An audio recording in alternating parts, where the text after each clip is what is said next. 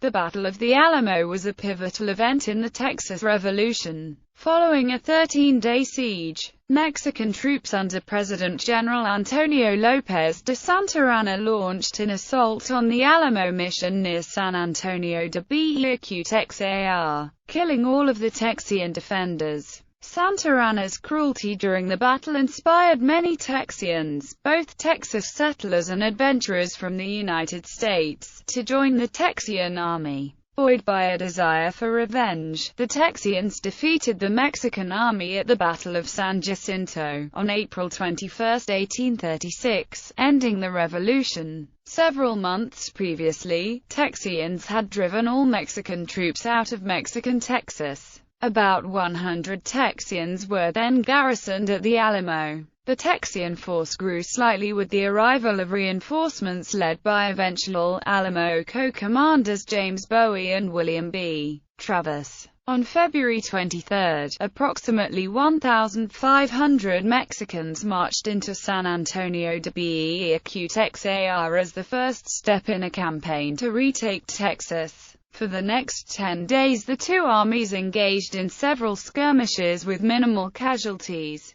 Aware that his garrison could not withstand an attack by such a large force, Travis wrote multiple letters pleading for more men and supplies. But fewer than 100 reinforcements arrived there. In the early morning hours of March 6, the Mexican army advanced on the Alamo. After repulsing 2 attacks, the Texians were unable to fend off a third attack. As Mexican soldiers scaled the walls, most of the Texian soldiers withdrew into interior buildings. Defenders unable to reach these points were slain by the Mexican cavalry as they attempted to escape. Between 5 and 7 Texians may have surrendered. If so, they were quickly executed. Most eyewitness accounts reported between 182 and 257 Texians died, while most historians of the Alamo agree that around 600 Mexicans were killed or wounded. Several non-combatants were sent to Gonzales to spread word of the Texian defeat. The news sparked both a strong rush to join the Texian army and a panic, known as the Runaway Scrape, in which the Texian army, most settlers,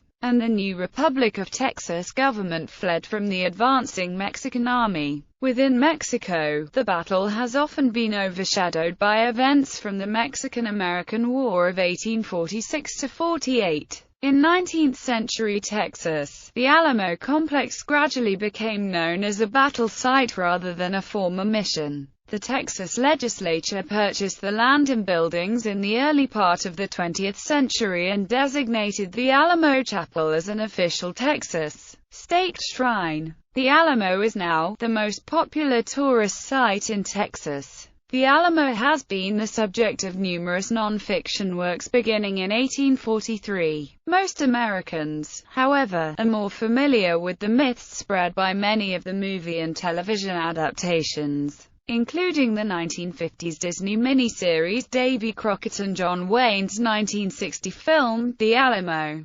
Background: under President Antonio López de Santa Anna, the Mexican government began to shift away from a federalist model. The increasingly dictatorial policies, including the revocation of the Constitution of 1824 in early 1835, incited many Federalists to revolt. The border region of Mexican Texas was largely populated by immigrants from the United States. These were accustomed to a federalist government and to extensive individual rights, and they were quite vocal in their displeasure at Mexico's shift towards centralism. Already suspicious after previous American attempts to purchase Mexican Texas, Mexican authorities blamed much of the Texian unrest on American immigrants, most of whom had made little effort to adapt to the Mexican culture. In October, Texians engaged Mexican troops in the first official battle of the Texas Revolution. Determined to quell the rebellion, Santa Anna began assembling a large force, the Army of Operations in Texas, to restore order. Most of his soldiers were raw recruits, and a large number had been forcibly conscripted.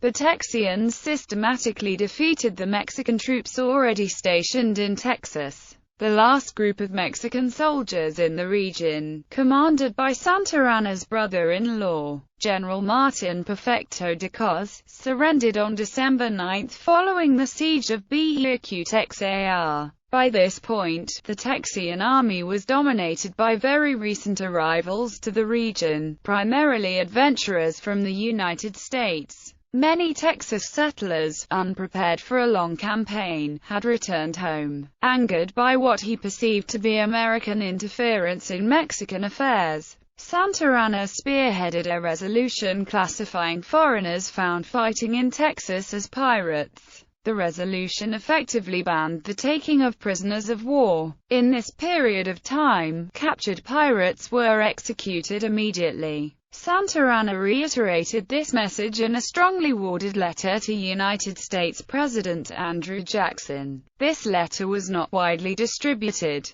and it is unlikely that most of the American recruits serving in the Texian army were aware that there would be no prisoners of war. When Mexican troops departed San Antonio de Bejuquexar, Texian soldiers established a garrison at the Alamo Mission, a former Spanish religious outpost which had been converted to a makeshift fort by the recently expelled Mexican army. Described by Santa Anna as an irregular fortification hardly worthy of the name, the Alamo had been designed to withstand an attack by native tribes, not an artillery-equipped army. The complex sprawled across 3 acres, providing almost 1,320 feet of perimeter to defend. An interior plaza was bordered on the east by the chapel and to the south by a one-story building known as the Low Barracks. A wooden palisade stretched between these two buildings. The 2-story-long barracks extended north from the chapel. At the northern corner of the east wall stood a cattle pen and horse corral. The walls surrounding the complex were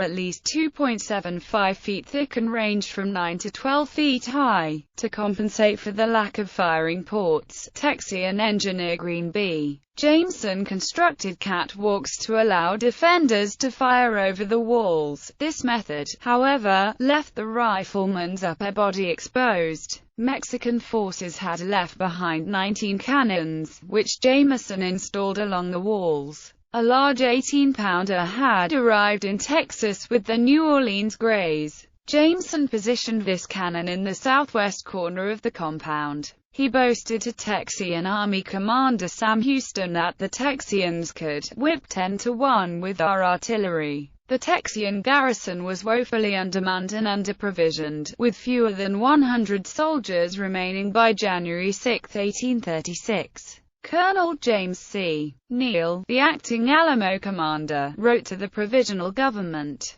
"If there has ever been $1 here, I have no knowledge of it." Neal requested additional troops and supplies, stressing that the garrison was likely to be unable to withstand a siege lasting longer than 4 days. The Texian government was in turmoil and unable to provide much assistance. 4 different men claimed to have been given command over the entire army. On January 14, Neal approached one of them, Sam Houston, for assistance in gathering supplies, clothing, and ammunition. Prelude to battle. Houston could not spare the number of men necessary to mount a successful defense. Instead, he sent Colonel James Bowie with 30 men to remove the artillery from the Alamo and destroy the complex. Bowie was unable to transport the artillery since the Alamo garrison lacked the necessary draft animals. Neal soon persuaded Bowie that the location held strategic importance.